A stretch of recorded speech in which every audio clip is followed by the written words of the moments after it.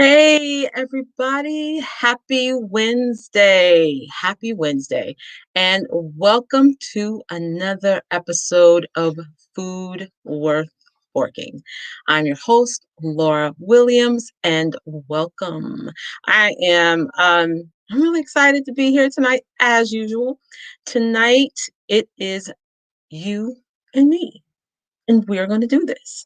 So, again, just to reiterate, I'm Laura Williams. I'm your host, and you are watching and you are listening to Food Worth Forking, where we go over and we talk about all things food, dating, and lifestyle. So, before we get started, hey, if you haven't subscribed, please subscribe. Subscribe to the channel. Subscribe to the channel here on YouTube. Like it. Ring that bell so you get the notifications and share. Share the news. Share it. Share it. Tell someone so they can tell someone. And then they'll tell someone. And then we'll all be here together talking about some good food, some great dating tips and suggestions, and what's happening in this world and lifestyle. So, without any further ado, let's get into tonight's episode. So, today we're talking about what's happening. I mean, it's been a year. Well, it'll almost be a year for us, that, quarantining from home and the shutdown, the big shutdown. We're a few weeks shy of a year. And tonight, listen, it's about fork it. Everything is going to be okay. And it's just something that we have to keep remembering and telling ourselves, like, it's going to be okay. So I just wanted to go back a little bit and talk about, even for me, just how this transition happened of being here on YouTube and Facebook Live, doing podcasts live every week.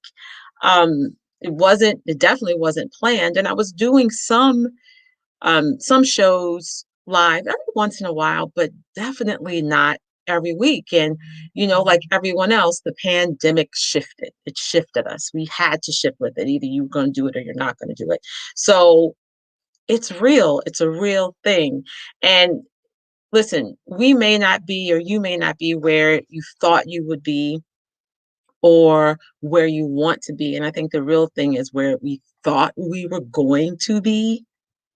Know that it's okay and we're right where we're supposed to be. So tonight we're doing a check-in. So I just want to check in with you to see how you're doing. And with that, I'm just going to take us back a little bit and start kind of recap of just even personally for me where I was this time last year. And this time last year, I had just come back from a trip to Toronto. I had taken this trip to Toronto, with a friend of mine. And before I went on that trip, I had got, like, literally the day I was leaving, that morning, I woke up and I was sick. I felt like, I don't know, like a truck had run me over, or I had been drugged through the streets of Brooklyn, and that's pretty bad. But I got up and, I still went on this trip and had a good time with a lot of cold medication, a lot of meds, and came back to the States looking forward to the next, like my next trip, or what was happening, what was going to be next for me, and making those plans. And then maybe a couple of weeks later, you were starting to really hear the pickup and the buzz about this virus, right? And people were concerned. It was concerning, but we were like, it can't really be that bad. And then things started to shut down and you were sent home for 14 days, 2 weeks, until it got better so we could go back to work. But then 2 weeks turned into a month, turned into 2 months, turned into 6 weeks, not months, but weeks, a week, 2 weeks, 6 weeks, then months. And here we are, almost a year, in like literally a couple of weeks. And listen, we made it. You're here. If you're listening, if you're watching, you made it and you will continue to make it. It's not perfect. It's definitely not, it hasn't been without some tears and some drama. We've had lots of drama, but you know, there was a lot of good too. And I think a big lesson, at least for me, to focus on the good, to really focus on the good and be present and really knowing what that means and appreciating it. Because were we really, I mean, some of us were, right? And this is not for everyone, but were we truly appreciating um, the present and that being with you or with your loved ones or with your friends? And COVID has definitely pushed us and forced us to be in this space to do or not to do. There's no longer any gray area or in between, just kind of like, I'm gonna kind of hang on this fence to see which side I want to be on. There really hasn't been a lot of that. If not any, you just haven't. You are or you are not. Which then, you have to, again, you have to choose and know riding that fence. And for many people, and myself included at times, that gray area, that fence has been comfortable. We got comfortable in it. And no, COVID was like, "Boop, I'm gonna flick you right on off and figure out which side you're gonna do, what side you're gonna be on. You're gonna be on the doers or the do nots." And I think we've stayed in that gray area for some of us has had stayed in that gray area for a very, very long time. And this year, definitely for me, it made me choose. And I'm glad. I mean, I'm not convinced that if it weren't for COVID, if I would even be doing this the way that I've done it and how it's transitioned. And I'm I'm happy and I'm grateful for that. So I'm gonna go on these comments here, see if anyone has anything. Hey, hey, yes, 2 more weeks. We have 2 more weeks and it'll be officially 1 year. Can you believe that? I can't believe that. Can't believe that at all. But again, I'm not convinced that if it weren't for COVID that I would be here. So I'm glad that I am. And I can't even really remember that thing that shifted me to do it this way. Um, Other than, of course, I wasn't going out to restaurants anymore. So what was food worth forking or even delicious bites? What was it going to look like?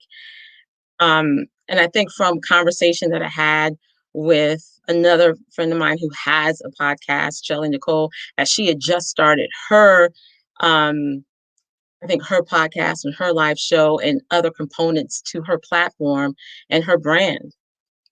And that also, and then those who have been encouraging me, my friends and my family.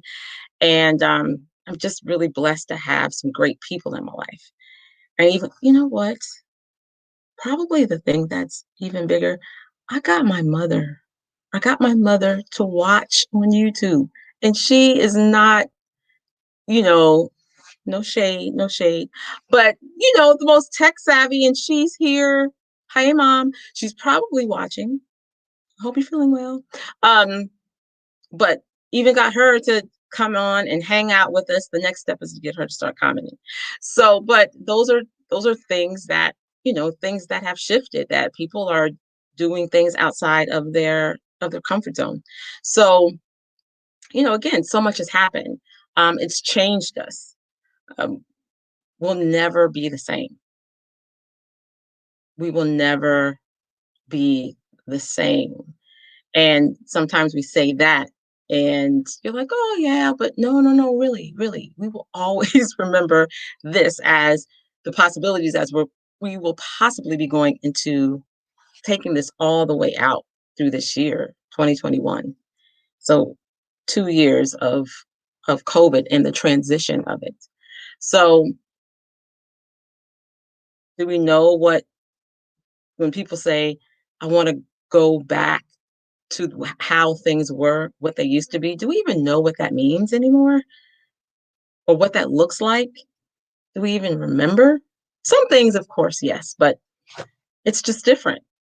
It's totally different, and there is no what it used to be. In this year of COVID, I've discovered the moment I needed to change. I remember the moment that I needed to change and really stop and do and stop hiding behind the complaining. We complain, but sometimes that's just a shield. It just is something that we do to hide from what we're really supposed to do because our fears are real and they can take over. They can totally take over. So now it's like, what tools did I have or what tools did I use to get through? For me, spirituality, God, my family, my friends. I've read a lot and I love to laugh. So I found some laughter.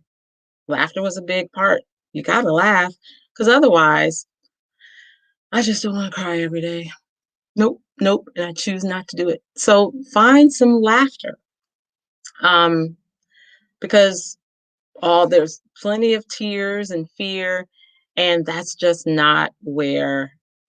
not where I want to be. And I don't think that's where most of us want to be either. But again, here I am, and here you are. And it hasn't been easy, but you and I we've done a good job. We've done a good job of keeping it together and taking it day by day. Um, just so you know that this is the 16th live show, 16th live podcast out of 24 podcasts. So I'm pretty excited about that. And I'm proud of that. And so we're going to hit 25, the live. And once we hit 25, we're going to have a big celebration. So we'll keep you posted on when that is and what's happening with that. But listen, Food Worth Forking started from for me, a series of bad dates. Just reminding you how this even started. Just a series of bad dates and me being courageous enough to want to do something about it and to do something about it out loud. And that's also with some nudging of some friends to kind of say, hey, you should do a podcast. Um, and now I'm figuring out the why to continue to do it. Because as much as I want to help, and answer your questions and navigate the world of dating and navigating great restaurants and what we find and great wines, and I'm about my bubbly. What's the next hot restaurant and what's trending and lifestyle moments in the world and what's hot and what's not. Um, I want to help me too. I want to help me too. And we are going to do this together. So, fork it. Everything is going to be okay. And I'm very excited about that. So, in the meantime, think about what are you bringing to the table? What are you going to bring to the table, to your table? What are you bringing? And it's just food for thought. What is your recipe for the life you want to live? What does that look like? Because right now we are about to turn a corner and you got to be ready.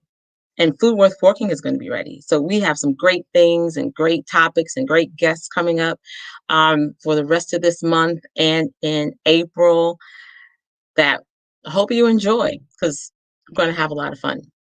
And all of this too is food worth forking. So, with all that being said, it is now time for some in between the bites. In between the bite moment. Yep, sure is. And this is it's Women's History Month.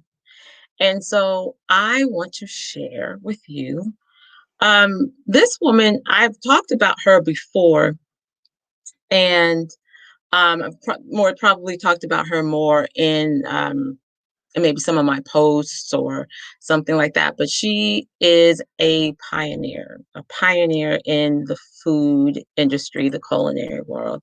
And this is Edna Lewis. So I'm not sure if you've even heard of Edna Lewis, but she was amazing.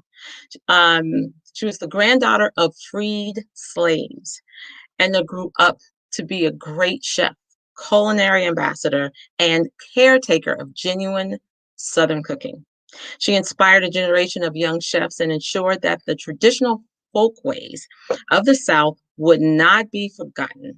She was more than a skilled cook. Edna Lewis touched the lives of those around her with grace and the beauty of life. Edna Lewis learned most of her cooking from her Aunt Jenny growing up in Freetown, Virginia. They used a wood fired stove for all their cooking and didn't have measuring spoons or measuring cups or scales. So instead, they used coins, piling baking soda and baking powder on pennies, salt on dimes, and baking soda on nickels. Um, for their measurements. Lewis said to have been able to tell when a cake was done just by listening. Who does that? I don't know if anybody can do that. And that's pretty amazing. Just by listening, you can tell when a cake is done. That is amazing. Lewis became a cooking legend in 1948 when female chefs were few and Black female chefs were even fewer. Lewis opened her own restaurant named Cafe Nicholson with John Nicholson, an antique dealer on East 57th Street in New York City. It was a huge success. Lewis did all the cooking at the cafe. Her dishes were simple, authentic Southern food that attracted many famous faces like Tennessee Williams, Gloria Vanderbilt, and many, many more. Um, Lewis stayed with the restaurant until 1954. Cafe Nicholson was sold in 1999 to a chef by the name of Patrick Woodside. Chef Lewis wrote 4 books, which is pretty amazing. She wrote a book in 1989 called Out of Print, which is now out of print, excuse me. And it's called the Edna Lewis Cookbook, The Taste of Country Cooking in 1976. And her last book, The Gift of Southern Cooking, was in 2004, and it was nominated for James Beard Award. That is pretty amazing. Miss Lewis passed away February 13th, 2006, and she was 89 years old. Right? That's pretty amazing. I think so. She was a pioneer.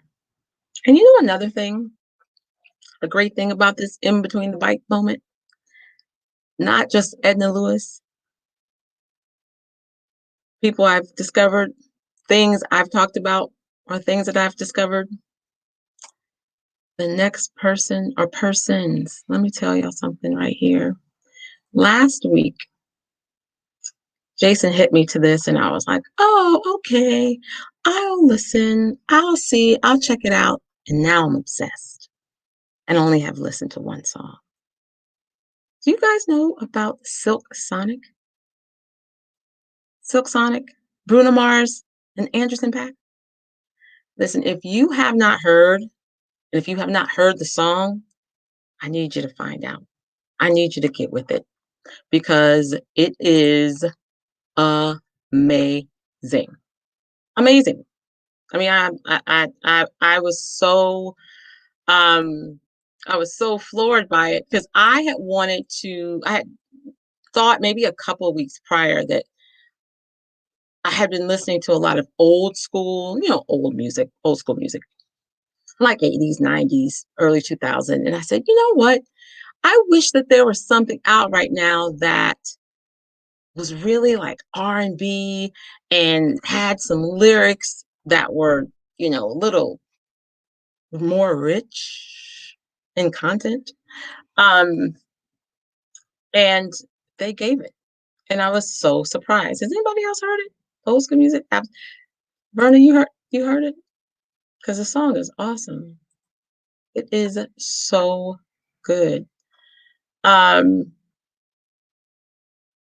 I'm gonna go back a little bit because I missed a few comments here. Hey H, I feel the same way. I wouldn't have started my IG page had I not been home during the lockdown. You are correct. I think we all did a lot of stuff that we wouldn't have done. And I hope you continue, keep doing it, keep going, because this is the time. But I want to see if I can play. If you haven't heard this song, let me tell y'all something. I'm gonna go back to this song real quick. Um, I'm only gonna play a few seconds of it because listen, I'm not trying to have anyone say you can't play that song. I do not own the rights to this song. I just love it a lot. And let's see if I can just get a few seconds in here. Get up a little bit, a little bit, a little bit.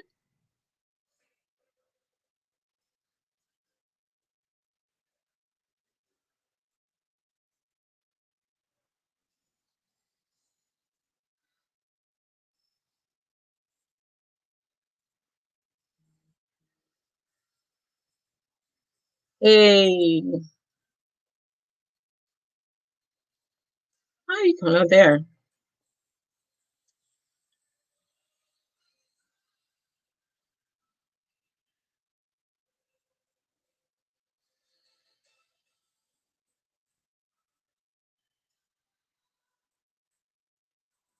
Listen, if you haven't, if you haven't, get with it. Listen to it. Oh, no sound. You can't hear it? Oh, that sucked. I was just jamming. I was jamming and you couldn't hear it. Dang it. Hold on. I'm going to try one more time. Let's see. Let's see if you can hear it. Oh, you know why you couldn't hear it? I'm learning. Let's try this one more time. We're going to try one more time.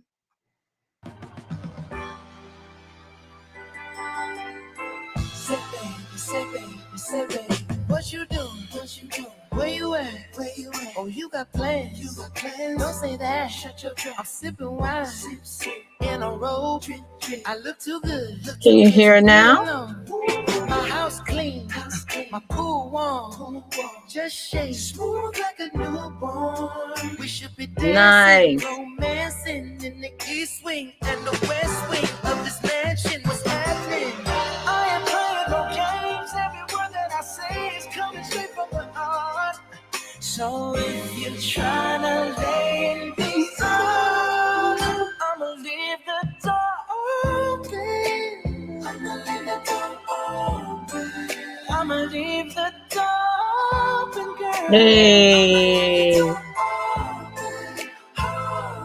Okay, I don't want to get in trouble, so. But if that's your first time listening or hearing it, go listen to it because it is a great song. Look at that, Josiah. Yes, I know. It's great. It's great. It's great. So check that out. Check that out. And because I'm loving that, I'm also loving this next segment. And we are about to get into what? Some delicious bites. So I have found something once again that this time I didn't go out, but I found this recipe. And um I really I need to make it. It's a must have. It's a must. You know why? Because it is peaches and cream whiskey loaf. Fresh peaches. The cream is sour cream and peach whiskey. Regular whiskey if you don't have peach whiskey. But let me tell you, when I saw this, I was like, I need to make this. This is a must have. And if Anyone out here? Yes. Yes. Verna, yes. Ooh, we is right. And oh damn is right too. Because we might have to just try to make this. And you all are just gonna have to try to make it. And I'm gonna make it and I'm gonna tell you how it turned out. And then you need to tell me what you think of your version if you try it. But I think I'm gonna have to make it. I just couldn't pass it up. And I'm really like, I'm gonna do that. I'm gonna make it. I just have decided that that's exactly what I'm gonna do. So, you know, there you have it. Delicious bites. Who thought of that? Peaches and cream, whiskey, loaf, whiskey bread, loaf, something, deliciousness. I'm with it all day. Yes. Um, and so I'm going to try this week and see how I do with this next segment of smash or pass. I've heard you out there. I've heard the comments. I've gotten comments back and your feedback over the weeks. I don't know. You guys are questioning my judgment. But um hopefully this week there's some things here for you that you will um maybe enjoy or not, but it's fun regardless. So let's get into some smash or pass. And first up, I have bam. I mean, it looks amazing. When I saw it, I was like, I would smash this all day. I won't say every day, but all day, a couple times a month. And and I don't even like coconut. So I hope it's good. This is coconut curry chicken pot pie. If you know me, you know I love a good pot pie. I do. I love a good pot pie. But I was like, what? Coconut curry chicken pot pie? Listen here. Listen here. Right? Jason, yes. What kind of glaze was that on the whiskey loaf? I'm not sure. I think it was it's probably like just a vanilla, like a vanilla frosting, warm and you just pour it over. But I'll put that recipe up so that if you want to make it, we'll make that happen. How you gonna pass? Who's passing on the coconut curry chicken pot pie? What? Oh man, man, oh man. I'm just saying. Yes, right. Come on, Berna. Come on. This right here is delicious. It looks delicious, but I'm with it. So let's go to the next and let's see what else what we have here. Now, this one, ladies and gentlemen, this one is a little interesting. I won't say that I would smash it per se, but I definitely would try it. But because if I try it, that means I'm smashing. So this is a hamburger, a beef burger, sandwiched between two fried ramen noodle patties. I don't know. What do we got? What do we have in here? Oh no, you're about the coconut. Okay. Okay, not the okay. You would try this? Okay. I got a couple smashes here. All right, all right. No, really? Oh my goodness. All right. And we got a pass. Well, there's a smash and a pass, so I'm gonna take it. I'm gonna take it. I would probably try it though. I would. I'm not even gonna lie. I'm not gonna lie about it. Not gonna lie about it. Okay, so I have one more. Mm, it looks delicious. This is, ladies and gentlemen, Butterfinger. It's a buttery finger cocktail. So it's Bailey's, butterscotch schnapps, vanilla vodka, and Kahlua. That is like sweet. That is super sweet. It looks good though, and I would probably try it. I would definitely try it because I like Kahlua and I like Bailey's. I've never had butterscotch schnapps before, so that might be pretty good. But that it just sounds really sweet, so I probably would only take a few sips. Two, please. Oh, okay, all right. Well, Verna, you just be knowing everything. You just feel like everything is no. Oh, um, okay, all right. Josiah, I'm assuming that this face, oh, this face is for no for the buttery finger drink. Yes. So we have some no's. Oh, then maybe it looks okay. So I think I'm behind.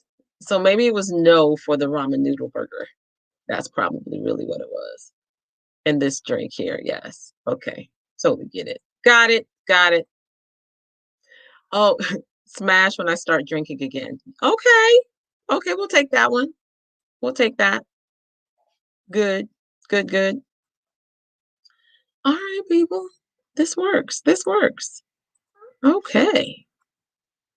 All right. Well, let's get so that's it for Smash or Pass tonight. I think it, I think we're even. I think we're even with the smashes and the passes. I'll take it. I'll take that. Well, listen, we're about to get into some central food facts. Yes, we are. And I have a central food fact for you. I sure do. And it's a salad. Believe it or not, it's a salad. And it is called the Aphrodisiac Salad. And this salad, um, I believe it's a recipe and it was created by Dr. Brian, and they're both doctors, doctors Brian and Anna Marie Clement. Let me just get to that here and make sure. Yes, yes, we have this. Yes, yes, that's what's happening here. So this is a salad, and these are the ingredients in this aphrodisiac salad, right? So let's talk about it a little bit. So doctors Brian and Anna Marie Clement, a husband and wife team, ta-da, recently penned the seven keys to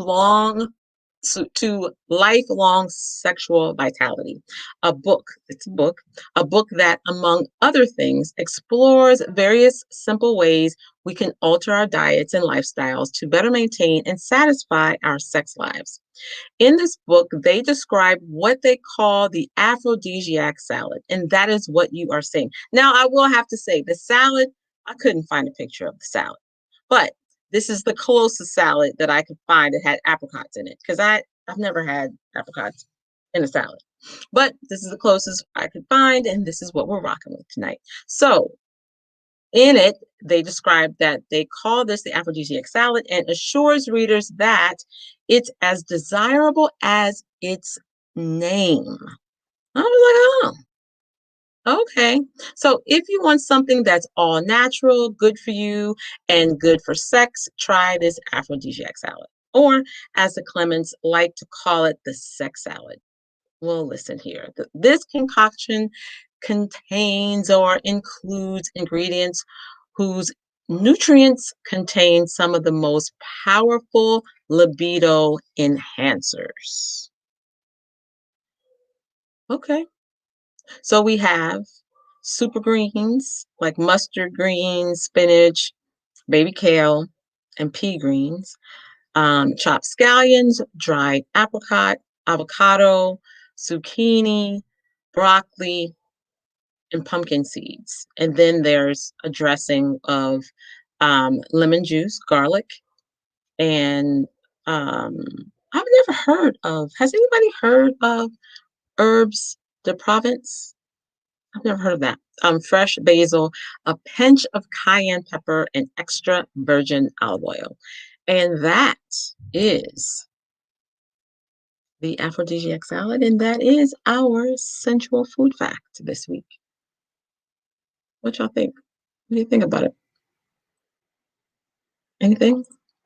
Feel any way about it? No? Okay. It was interesting. You should try it. Might be good. Might be good. Eh, I think that's what okay.